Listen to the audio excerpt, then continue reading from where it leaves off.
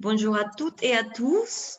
Je suis ravie d'être parmi vous une fois de plus, mais cette fois, ça va être pour une autre destination.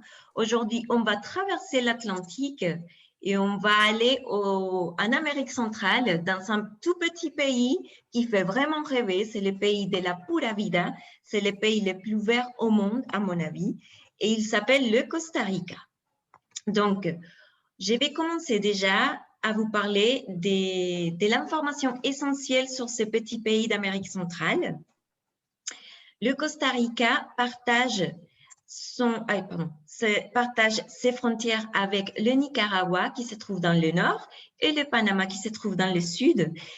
Il est baigné d'un côté de la mer des Caraïbes et de l'autre côté de l'océan Pacifique.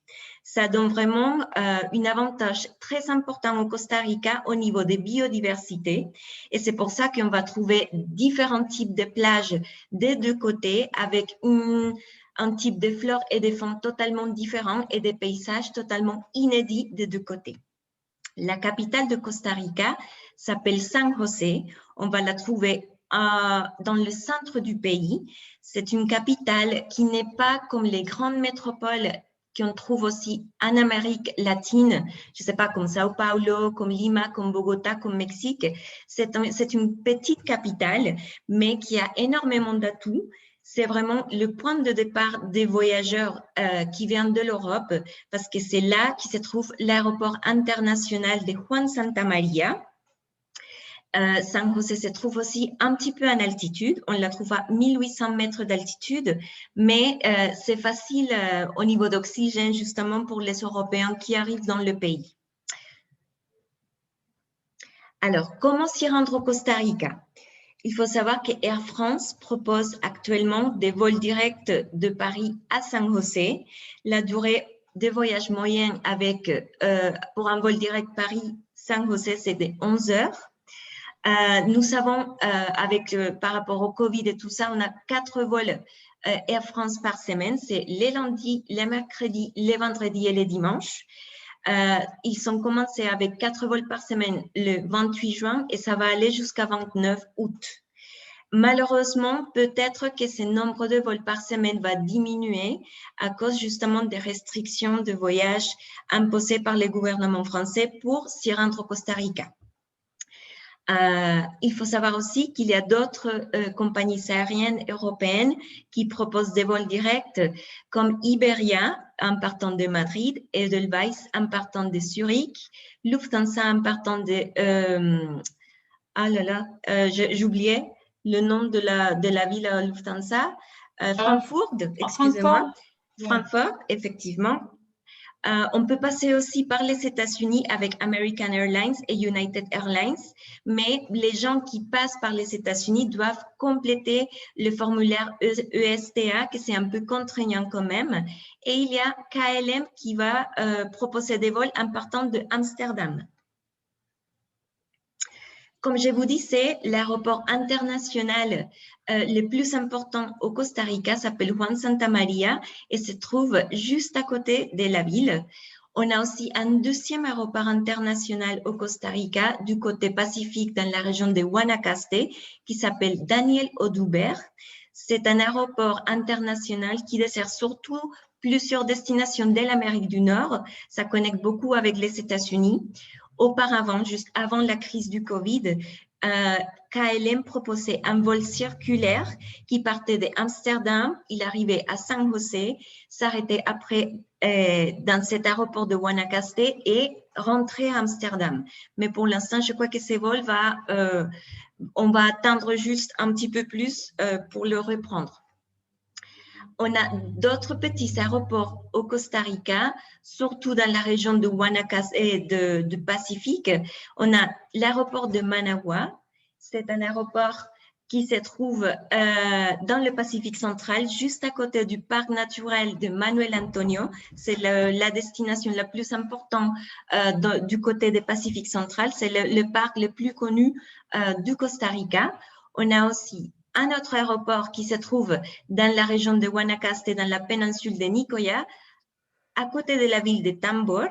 Et on a dans la péninsule de Osa un autre petit aéroport à côté de Puerto Jiménez pour aller notamment dans le parc de Corcovado. On aura aussi un autre petit aéroport du côté des Caraïbes pour desservir la ville de Limón et aussi pour approcher les gens peut-être de fois pour arriver dans la partie nord des Caraïbes, dans le parc national de Tortuguero. Les formalités. Il faut savoir que pour les Français, il n'y a aucun visa nécessaire s'ils restent 90 jours tant que touristes. Comme je vous disais, le ESTA est obligatoire s'ils font des escales dans les États-Unis. La langue officielle de Costa Rica est l'espagnol, mais il faut savoir que les gens parlent couramment anglais dans les zones touristiques. Les colons costariciens est la monnaie officielle de Costa Rica, mais le dollar américain est aussi accepté un peu partout dans le pays. Juste pour faire une petite conversion de euro au colon costaricien, il faut savoir qu'un euro vaut 735 colons costariciens. Au niveau de décalage horaire, en été, on est à 8 heures de décalage horaire et on est à 7 heures de décalage horaire pendant l'hiver. Pour se déplacer au Costa Rica, comme je vous disais, le Costa Rica, c'est un petit pays. Il fait la taille à peu près de la Bretagne et de la Normandie ensemble. Donc, du coup, pour se déplacer, ça va être très facile d'arriver une fois à San José. On peut louer une voiture et on peut se déplacer partout dans le pays. Néanmoins, il y a aussi d'autres possibilités pour se déplacer. Il y a beaucoup de bus. Il y a des taxis officiels qui vont proposer les services pour le tourisme. Il y a les voitures de location et il y a des compagnies aériennes qui vont desservir plusieurs villages et plusieurs villes de Costa Rica en partant toujours de San José. Il faut savoir, et je vous conseille de proposer à chaque fois la compagnie aérienne SANSA, que c'est la plus connue dans le pays. Par rapport aux conditions d'entrée au Costa Rica et par rapport au Covid, il faut savoir déjà que le Costa Rica, depuis le 26 octobre 2020, ne demande pas des tests de détection du coronavirus et ne délivre pas d'ordonnance d'isolement médical comme condition pour entrer dans le pays. Donc, du coup, pas de test PCR pour entrer au Costa Rica et pas de quarantaine obligatoire quand les gens arrivent dans le pays. Par contre, il y a deux conditions que les touristes doivent respecter. La première, c'est qu'ils vont devoir compléter un formulaire numérique qui va être en ligne, qui s'appelle le Pase Salud, et il faut souscrire une assurance médicale de voyage qui va avoir aussi deux conditions à respecter. La première, c'est une garantie de couverture des frais médicaux en cas d'infection de COVID-19 au Costa Rica à une hauteur minimum de 50 000 $ américains. Et la deuxième condition, ça va être une couverture de minimum 2 000 $ américains des frais de logement en cas de prolongation d'une quarantaine obligatoire. Voilà les deux conditions pour aller au Costa Rica. Mais sinon, il faut savoir que le pays est vraiment ouvert pour les touristes du monde entier. Par contre, qu'est-ce qui se passe? En ce moment, le gouvernement français a classé en rouge le Costa Rica. Du coup, ça veut dire qu'il y a beaucoup plus de restrictions pour un Français pour s'y rendre au Costa Rica parce qu'il va devoir avoir des motifs impérieux pour aller, mais aussi pour rentrer dans les pays. Pour les personnes qui rentrent de Costa Rica, il faut un test PCR obligatoire de 48 heures avant de rentrer en France. Ils vont se faire tester avec un test antigénique obligatoirement vacciné ou pas une fois qu'ils rentrent dans le pays, dans les aéroports. Pour les gens qui sont vaccinés, ils vont devoir faire un auto-isolement de 7 jours. Et pour les gens qui ne sont pas vaccinés, ils vont devoir suivre une quarantaine de 10 jours obligatoire qui sera en plus contrôlée par les forces de sécurité françaises. Donc, malheureusement, pour l'instant, c'est un peu contraignant pour les Français de se rendre au Costa Rica, mais on espère vraiment que cette situation change rapidement, au moins que le pays devienne l'un des pays classés en orange pour que les gens puissent déjà calculer un possible voyage dans le futur au Costa Rica. Je vous ai mis juste la liste des motifs impérieux à suivre pour aller au Costa Rica ou pour aller dans les pays classés en rouge, mais vous pouvez trouver cette information sur le site du ministère des Affaires étrangères français. Pour vous expliquer un peu comment s'est passée l'évolution de la pandémie au Costa Rica, il faut savoir que vraiment la pandémie a été très bien contrôlée par les Costariciens. Ils sont tout préparés pour contrôler l'évolution de la pandémie. Malheureusement, pendant le mois de mai 2021, il y a eu une petite hausse des cas actifs dans le pays et c'est pour ça que peut-être la France a mis le pays en rouge. Mais si vous voyez l'évolution pendant le mois de juin, les pays actifs commencent à descendre petit à petit, mais commencent à descendre.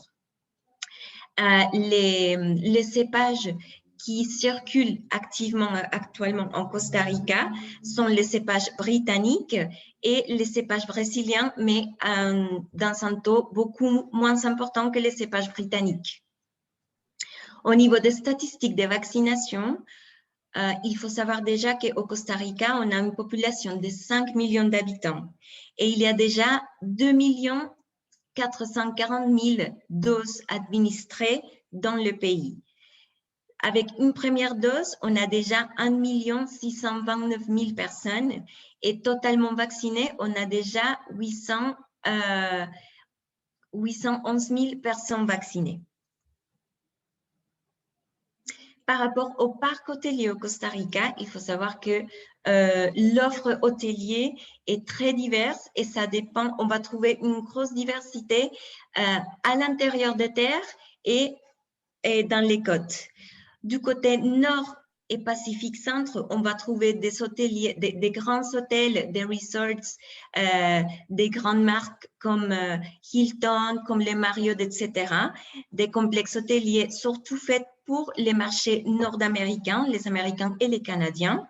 Mais aussi, on va trouver des écologes et des lodges très sympathiques qui vont se fusionner aussi avec la nature costaricienne et qu'on va trouver surtout dans les régions centrales, dans le sud du Costa Rica et du côté de la côte Caraïbe. Il faut savoir aussi qu'on a la possibilité de rester chez l'habitant au Costa Rica. Il y a un type de maison d'hôtes costariciennes qu'on appelle les cabinas. Ce sont des petites maisons administrées et gérées par des petites familles costariciennes qui vont proposer aussi des chambres très confortables pour les touristes à des prix beaucoup moins importants que des prix qu'on va trouver aussi pour des écologes de luxe, surtout dans le côte caribéenne. J'ai divisé cette présentation en 7 régions principales par rapport à l'intérêt touristique qui a le pays.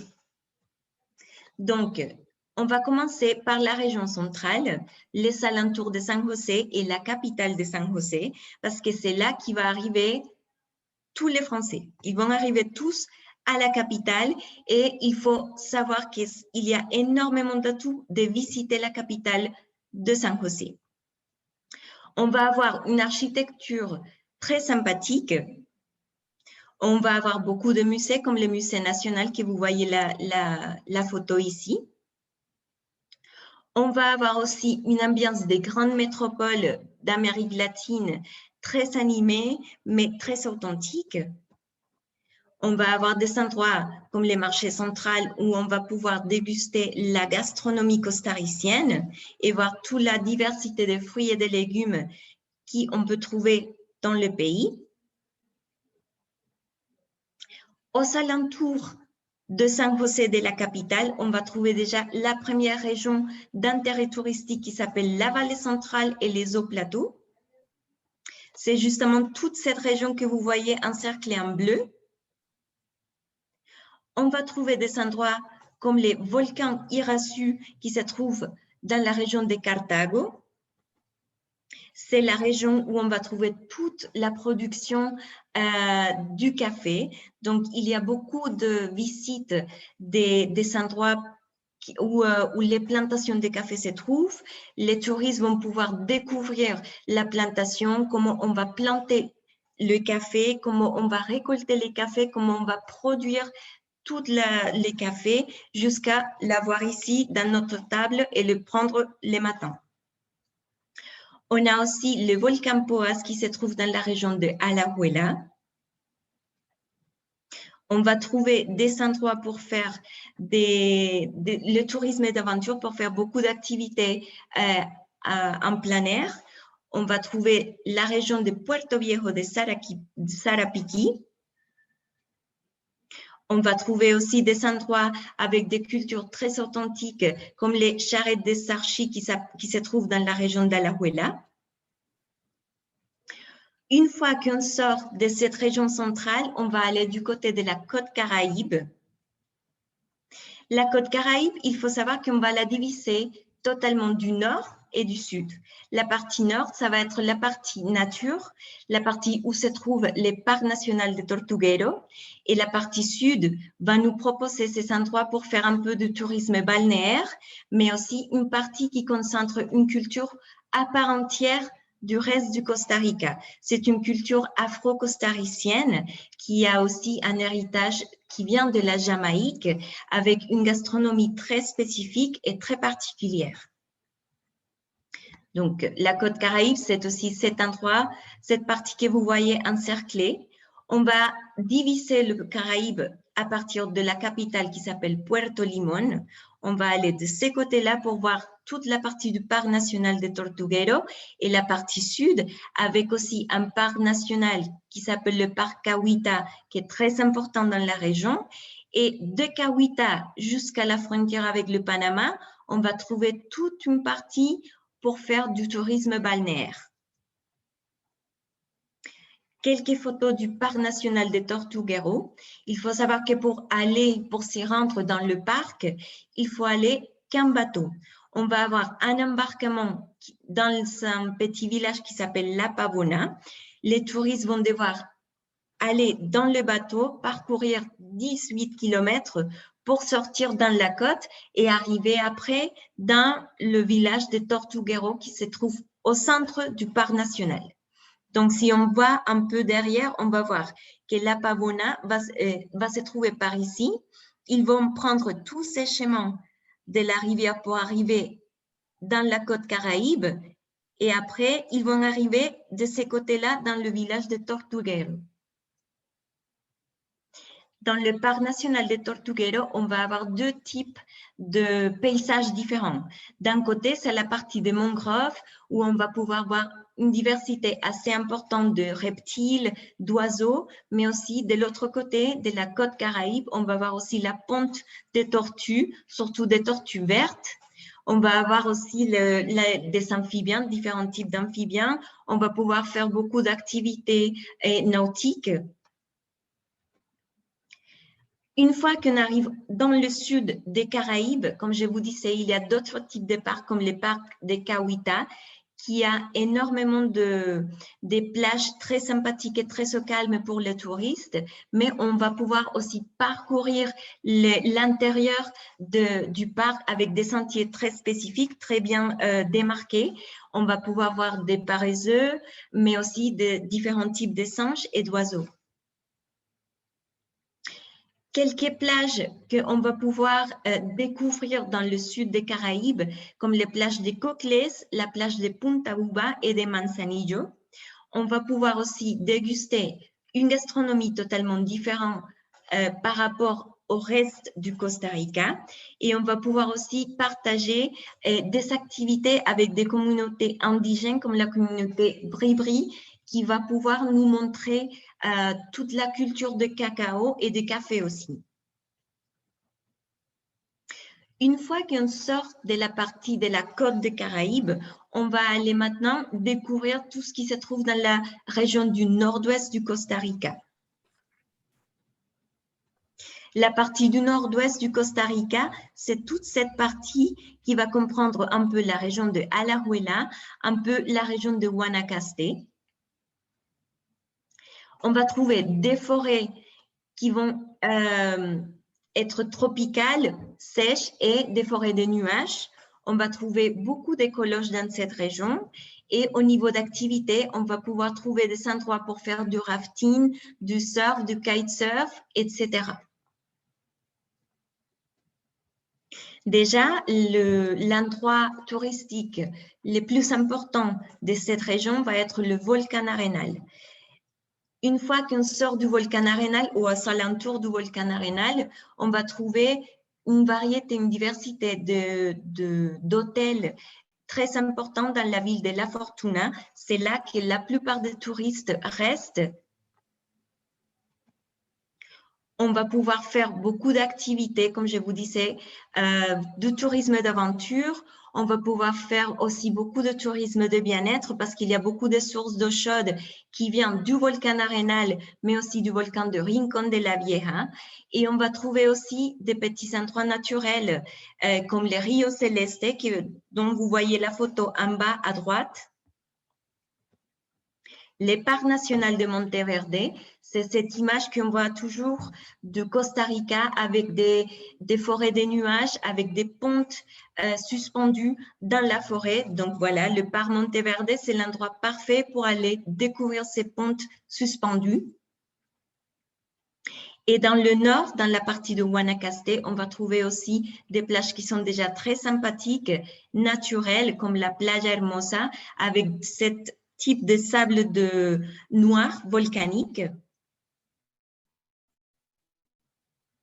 Quand on commence à descendre déjà dans la côte pacifique, on va trouver la péninsule de Nicoya. C'est la partie du tourisme balnéaire par excellence au Costa Rica. C'est toute cette partie que vous voyez là. Il faut savoir que c'est une partie qui s'apprête énormément pour le surf, mais aussi pour profiter de quelques jours de relax, notamment dans les plages du sud, comme la plage de Samara.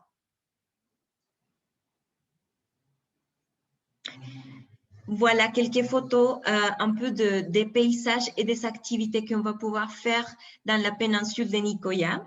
Il faut savoir que dans le centre de terre, on va trouver aussi toute la culture de Sabaneros. Donc, on va pouvoir aussi pratiquer un peu le tourisme rural et le proposer à nos clients, mais aussi aller à la rencontre des centenaires. C'est l'une des 5 régions qu'on appelle les zones bleues dans le monde. Donc, il y a beaucoup de centenaires dans cette région du Costa Rica.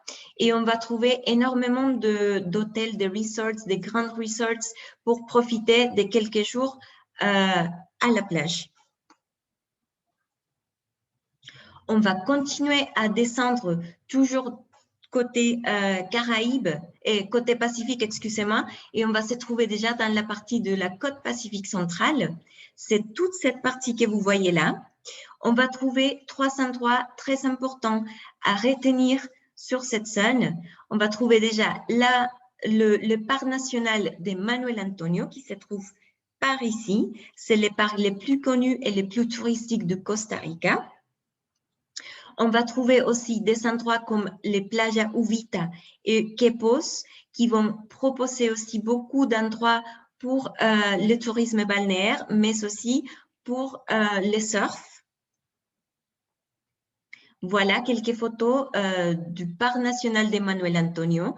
C'est un parc qui est très connu par ses plages, mais aussi parce qu'on peut faire l'observation de différents types d'animaux très proches. C'est un parc qui est accessible à tout le monde. Si on continue toujours dans le sud du Pacifique, on va arriver dans la péninsule de Osa et on va arriver dans la partie qui va être au cœur de terre, mais collée avec le Panama. C'est la partie la plus méconnue pour le tourisme du Costa Rica, mais il faut savoir que c'est une partie qui propose énormément d'activités aussi. Donc, toute cette partie-là, on va trouver déjà la partie de la péninsule de Osa qui va avoir le parc le plus naturel de tous au Costa Rica. Ça s'appelle le parc de Corcovado, le parc national de Corcovado. C'est le seul parc au Costa Rica où la pratique du parc doit se faire avec un guide. C'est un parc très naturel, les sentiers ne sont pas vraiment définis et c'est un parc où se trouve la faune la plus sauvage au Costa Rica. C'est pour ça que le guide est vraiment toujours obligatoire. À l'intérieur des terres, on va trouver aussi des endroits pour faire différents types de randonnées, comme le Cerro Chiripo. C'est la montagne la plus haute au Costa Rica. Mais il faut savoir qu'on peut le faire, on peut la pratiquer. C'est pas pour tout le monde, mais c'est pour si quelqu'un aime vraiment faire des randonnées, c'est un endroit à recommander. Il y a aussi différents types de communautés indigènes dans la région qui proposent de faire des activités pour les touristes, comme la communauté de Bolucas.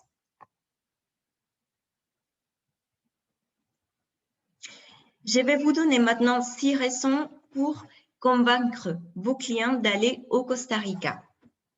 La première raison, c'est parce que le Costa Rica, c'est bien évidemment le paradis de la biodiversité. C'est le pays d'écotourisme par excellence. C'est un exemple pour le monde entier. Il faut savoir qu'il y a déjà 6,5 de la biodiversité de la planète au Costa Rica. On a 116 volcans au Costa Rica, dont 5 qui sont actifs. C'est le volcan de Poás, de Turrialba, le volcan Irazu, le volcan Rincón de la Vieja et le volcan Arenal. Les 5 sont des volcans qu'on peut aller visiter. 26% du territoire est protégé par des parcs nationaux. Il faut savoir qu'on a déjà 29 parcs nationaux au Costa Rica, presque 1000 espèces d'oiseaux et plus de 12 000 espèces de plantes. La deuxième raison, c'est parce que c'est le pays du tourisme durable et éco-responsable. 99% de l'énergie du pays provient des ressources naturelles. Il y a différents types de labels qui ont été créés depuis 1997 pour aider à protéger l'environnement et pour développer le tourisme durable, comme le label CST. Et l'objectif du Costa Rica, c'est d'arriver en 2050 avec 0 émission de carbone. La troisième raison pour convaincre vos clients pour se rendre au Costa Rica, c'est parce que c'est une destination unique.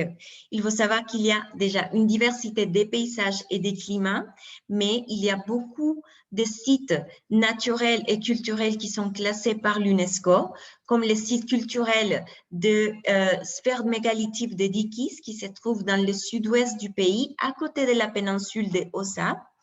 On a aussi 3 sites naturels à recommander à vos clients, comme le parc national de l'île des Cocos, qui se trouve du côté de l'océan Pacifique, la réserve de la cordillère de Talamanca et l'Amistad, c'est où se trouve le Cerro Chiripo, dans le sud du pays, et la zone de conservation de Guanacaste, qui se trouve dans le nord du pays, à côté de la frontière avec le Nicaragua.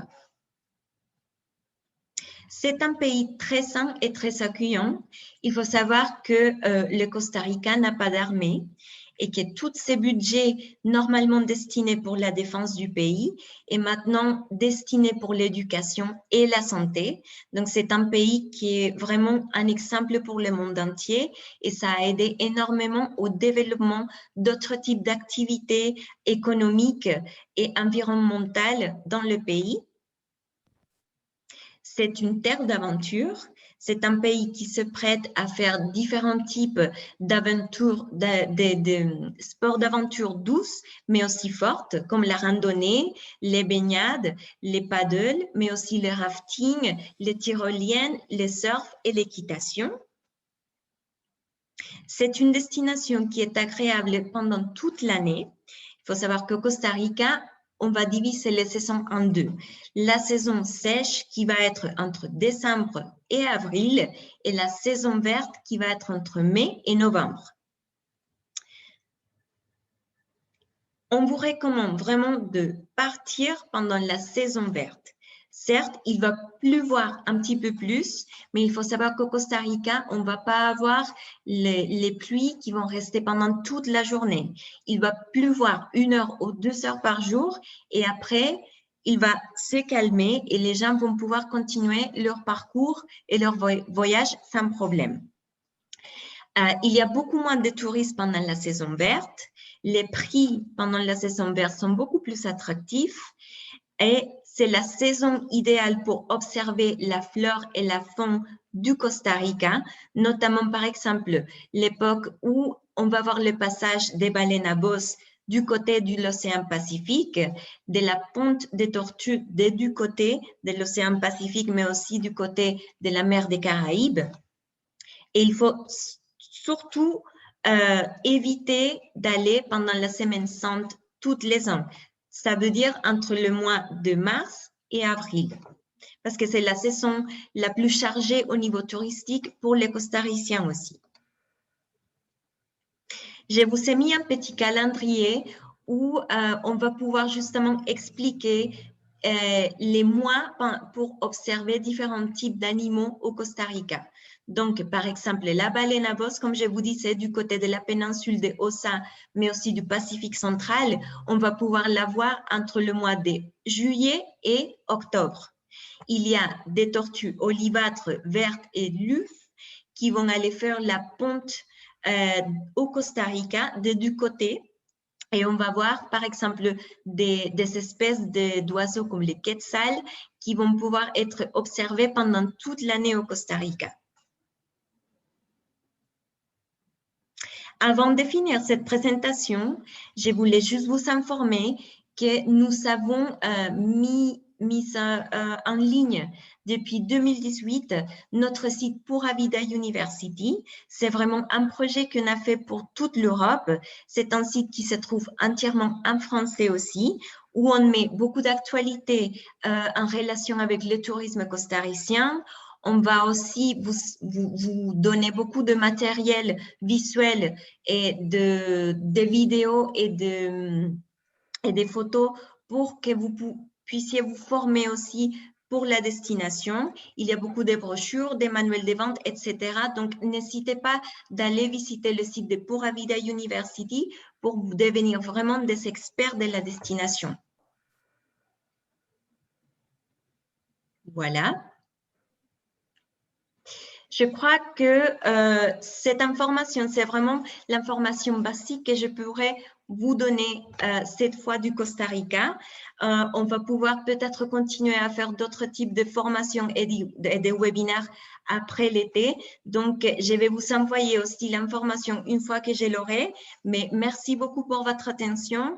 Et si vous voulez, je vais juste arrêter de partager mon écran. Et si vous avez des questions, je pourrai vous répondre sans problème. Merci beaucoup. Merci beaucoup, Edna, pour cette très, très belle présentation. Bon, je pense que vous l'aurez compris, hein, le Costa Rica est une destination pour les amoureux de la nature avec un grand N, pour les amoureux de sport. Si vous avez des questions, profitez-en. Edna est parmi nous, donc profitez-en, que ce soit au niveau des formalités, des activités. Oui. Bon, je ne vois pas de questions particulières. Tu as été très claire en fait, Edna, c'est pour ça. J'essayais surtout de bien expliquer la partie des conditions de voyage actuellement pour les Français, parce que c'est vrai, le Costa Rica n'a pas de restrictions. C'est une destination qui est vraiment ouverte à tous les touristes du monde entier. Le problème, c'est que le gouvernement français a classé le pays en rouge et on n'a pas plus d'informations sur la date que ça va s'arrêter. Donc, malheureusement, c'est contraignant. Edna, Julie, on a dans le fichier des inscrits, tu avais, je crois qu'elle n'est pas là, comment elle s'appelle, Sylvia. Tu avais Sylvia Danapia qui posait la question suivante sur la situation du Costa Rica au 30 juin. Puisqu'elle elle disait en fait, c'est que nous sommes responsables en tant qu'agents de voyage d'envoyer nos voyageurs dans un pays en zone rouge. Qu'est-ce qu'il en est, quoi? Donc a priori, tu disais qu'effectivement il pouvait y aller, mais en zone rouge, ça veut dire qu'effectivement l'agent de voyage est responsable si elle envoie son client. Tout à fait, oui. Et peut-être qu'au niveau d'assurance, ça pourrait poser un problème si jamais cette personne est contaminée dans le pays, au Costa Rica. Peut-être que les assurances vont dire non, mais si c'est des Français, peut-être qu'ils ne vont pas garantir les choses qu'ils allaient proposer, etc. Mais je sais qu'il y a beaucoup de gens qui partent au Costa Rica, qui partent par l'Espagne, mais c'est vrai que je ne sais pas comment ils font pour rentrer. Ouais, je pense que de toute façon, en tant que destination rouge, là, sur le marché français, je pense qu'effectivement, malheureusement, ce n'est pas le moment de vendre le Costa Rica. Non.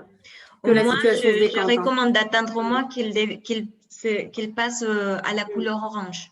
C'est dommage parce que c'est vrai que depuis le 26 octobre 2020, c'est une destination où on ne demande pas le test PCR. Donc, ça, à l'époque, ça avait plu. Et puis maintenant, on est passé en desti rouge. Donc, c'est vraiment dommage. Hein. Ouais. Si je peux me permettre, je trouve vraiment dommage de la part du gouvernement français de mettre le Costa Rica en zone rouge. Moi, je suis allée au Costa Rica depuis Saint-Martin parce qu'on a des liaisons à travers le Panama avec Copa Airlines. C'est une destination super et en termes de Covid, ils ont tout compris, contrairement aux Français. Ils respectent tous, ils mettent tous des masques, il y a du gel hydroalcoolique partout, dans les restaurants, dans les hôtels, on vérifie la température. Donc vraiment, je trouve ça vraiment presque minable d'avoir mis cette destination en zone rouge parce que vraiment, c'est une destination que moi je recommande, que je vends actuellement. Et il n'y a pas de souci en termes de Covid. En fait, tout le monde respecte. Il y a des jauges.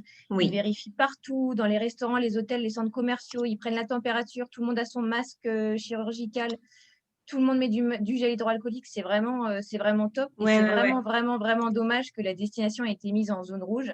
Et je ne comprends pas pourquoi. Merci pour ton témoignage, Lucie, en tout cas. Oui, merci beaucoup, Lucie. Vraiment, je suis fan du Costa Rica. Je suis fan du Costa Rica et je le recommande à 1000%.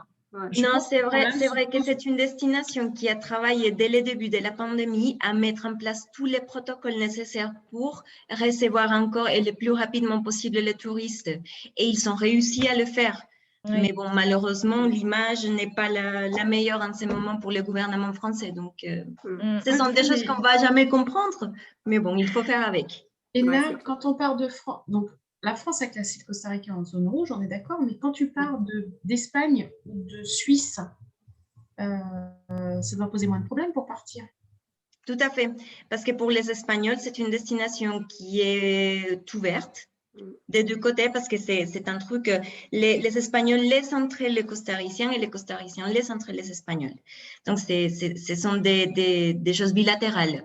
Je sais que l'Allemagne aussi laisse voyager au Costa Rica. Je ne sais pas pour le cas de la Suisse spécifiquement.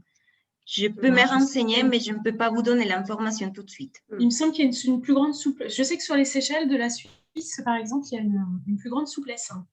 Voilà, après sur le Costa Rica. Tout dépend de la destination de départ, c'est clair. Effectivement. Les agences frontalières ont peut-être plus de choix sur les départs. Ouais.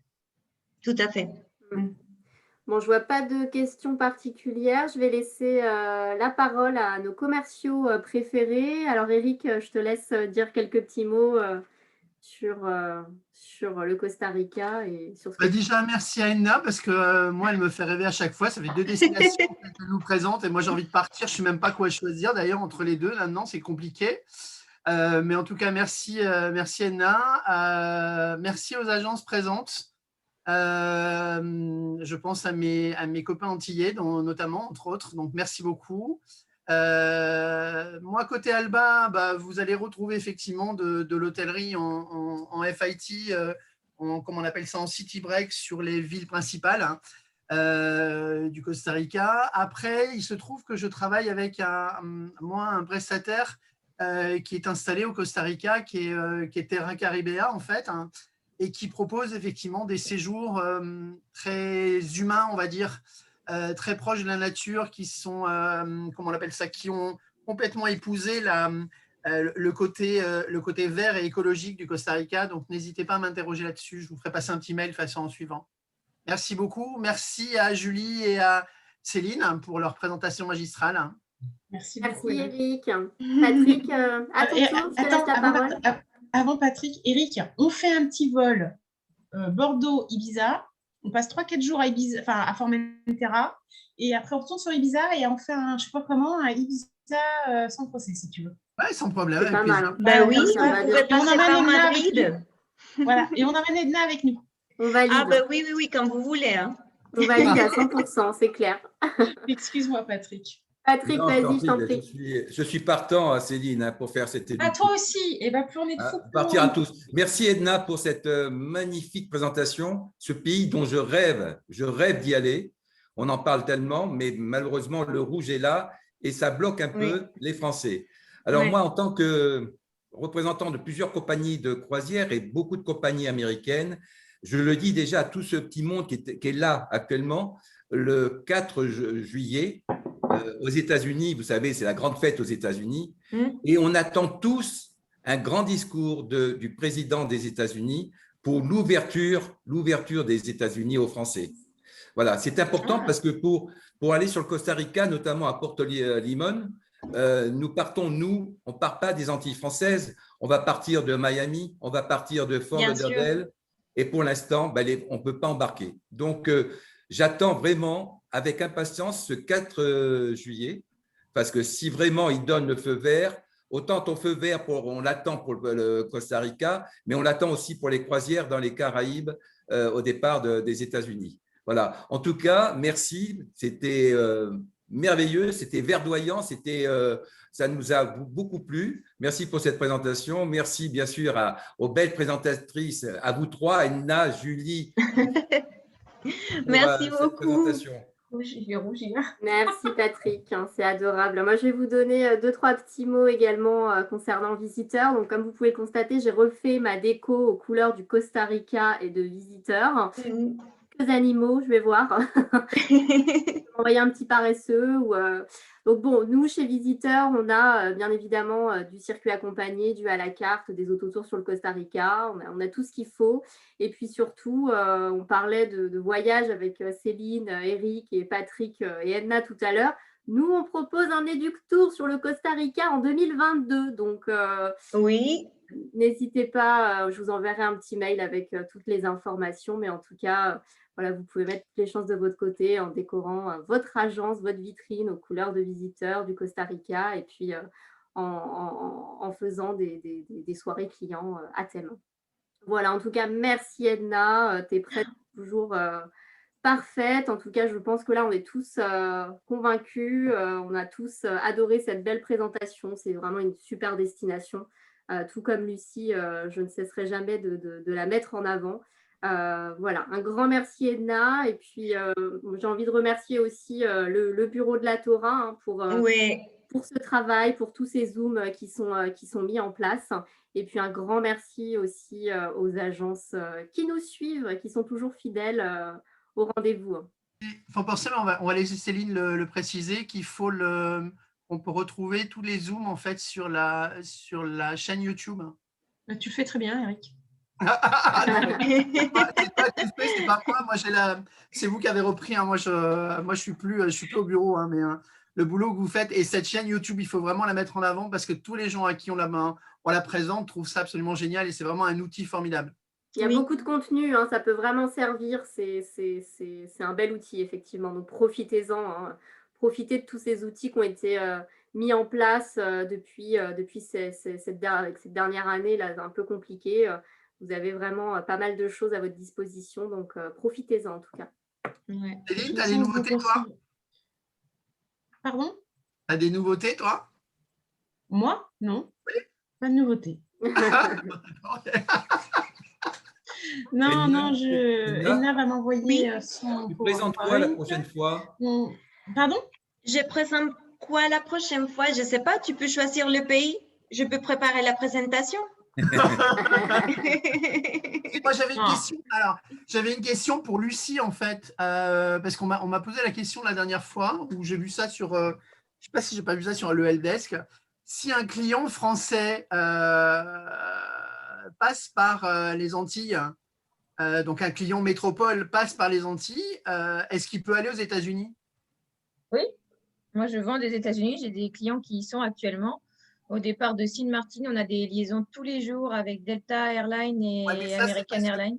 Ouais, parce que les Américains acceptent les Antillais en tant que membres de la Caraïbe. Mais un client qui viendrait de Paris, qui ferait un Paris-Saint-Martin, Saint-Martin-New York, tu peux pas. Éric, Alors, tu pour as la l'instant, réponse tu ne peux pas, dans le sens où il faut qu'il reste 15 jours à Saint-Martin. Donc, ils font un voyage de 15 jours à Saint-Martin. Pour l'instant, les États-Unis n'acceptent pas les ressortissants de l'espace Schengen.